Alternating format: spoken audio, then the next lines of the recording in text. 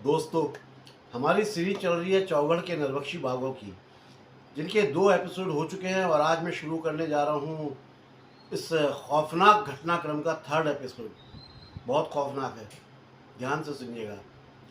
अरे यार, घटनाक्रम शुरू करने से पहले मैं शुक्रिया अदा करता हूँ अभिजीत दास गुप्ता जी का।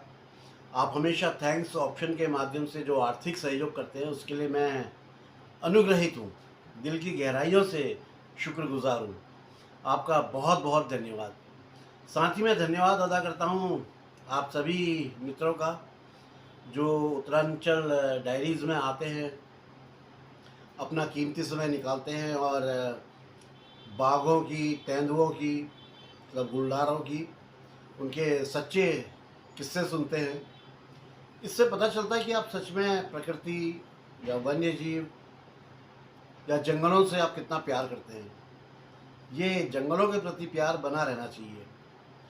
आप लोगों का सहयोग मेरे और उत्तरांचल डायरीज़ के लिए क्या मायने रखता है उसे शब्दों द्वारा तो व्यक्त नहीं किया जा सकता है, लेकिन इतना ज़रूर कहूँगा कि भगवान आप लोगों को हमेशा स्वस्थ और सुखी रखे। बहुत बहुत धन्यवाद और आभार। दोस्तों, आप लोगों को याद होगा, कहानी के पिछले भाग में मैंने बताया था कि गांव की एक महिला के ऊपर आदमखोर बाघ ने हमला बोल दिया था, टाइगर ने, और उसे बुरी तरह से घायल कर दिया था। गांव वालों के शोर मचाने के कारण जो बाघ था वो तो उसे घायल अवस्था में छोड़कर भाग गया। और फिर जिम कॉर्बेट साहब आए और उनके पास में एक लिक्विड थी, एक बोतल थी दवाई की। उस बोतल की एक एक बूंद उन्होंने उस महिला के सारे घाव में डाल दी। और 10 दिन के बाद जब वो दोबारा उस महिला को देखने के लिए गए कि उसकी हालत क्या है, तो उस दवाई ने अपना असर दिखा दिया था और महिला वो बिल्कुल ठीक हो गई थी।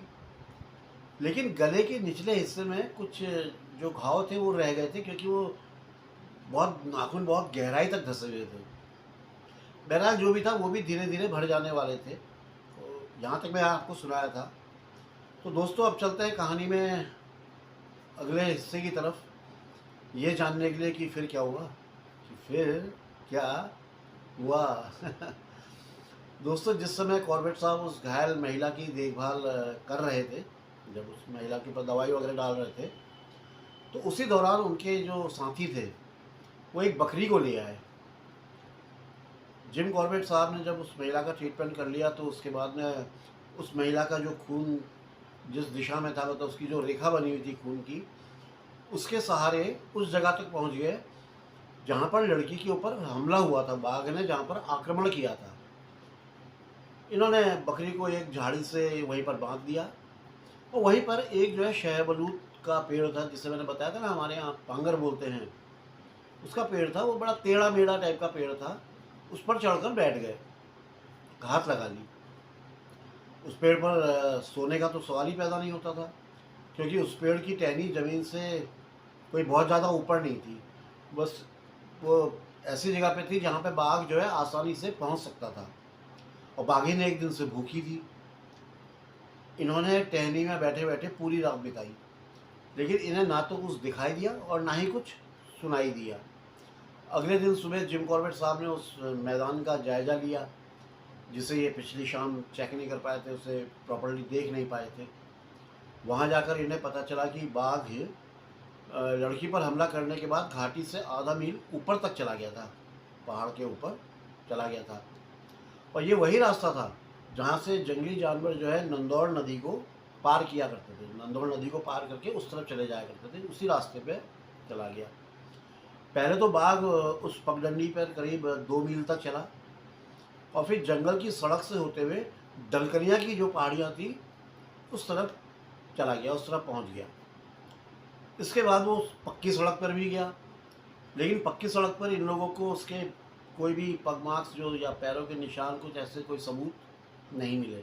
लेकिन इतना कंफर्म था कि वहाँ गया। इसके बाद 2 दिन तक तो गांव वाले खौफ के कारण अपने घरों से बाहर ही नहीं निकले। उन्हें डर था, यार कहीं पे भी बाघ हो सकता है। अगर मान लो निकलना भी होता था तो वो सिर्फ अपना शौच वगैरह के लिए, अपना टॉयलेट वगैरह जाने के लिए निकलते थे, बाकी टाइम वो घर के अंदर बंद ही रहते थे।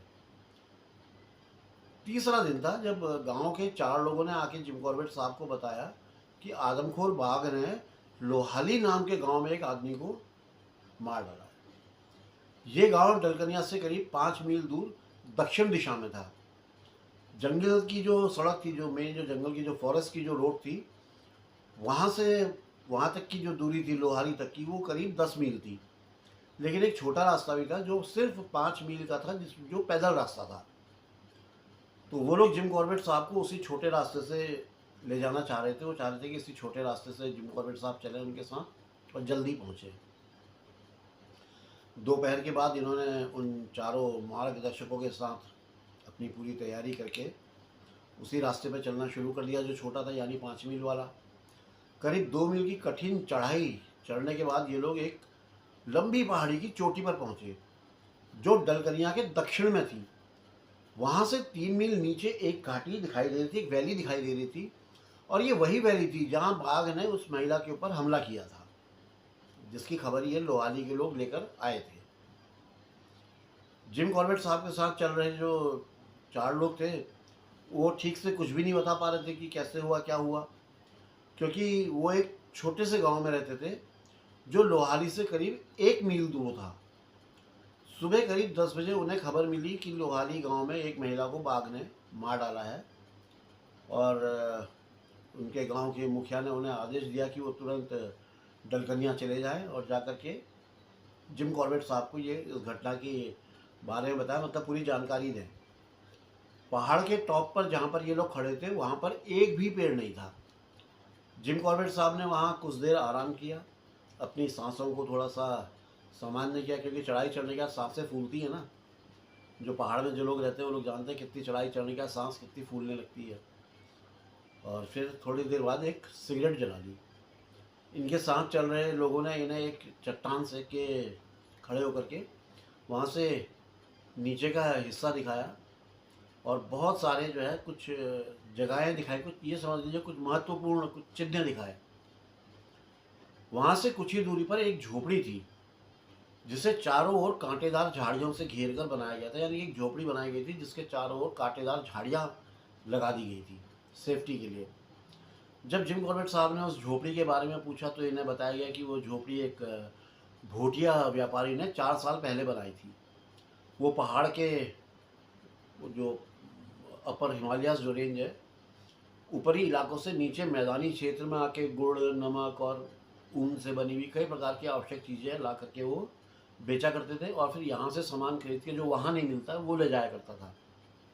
अब ये जो एरिया था ये उसके रास्ते में पड़ता था, तो वो उसने वहीं पे एक अपनी झोपड़ी बना ली थी और उसी में वो कुछ दिन आराम करता था। और उससे बहुत सारी बकरियां भी पाली हुई थी जिन्हें यहाँ पर भरपूर मात्रा में खाने के लिए घास वगैरह मिल जाती थी, जिसके कारण वो खूब मोटी और स्वस्थ रहती थी। एक बार उसकी कुछ बकरियां नीचे गांव वालों के खेतों में चली गईं और उन्होंने उनकी गांव वालों की सारी फसलें जो है वो बर्बाद कर दी। बकरियां ही जानवर है, उसे क्या पता यार, तो सारी फसलें बर्बाद कर दी।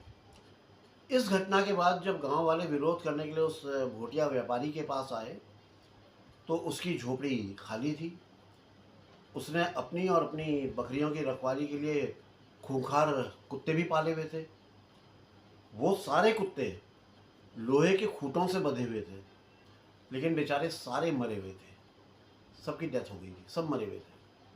ये देखकर गांव वालों को कुछ शक हुआ कि यहाँ कुछ धोखाधड़ी का मामला हो गया है। अगले दिन उन गांव वालों ने और कई लोगों को इकट्ठा किया और उस भोटिया व्यापारी को ढूंढने के लिए एक अभियान सा चला दिया।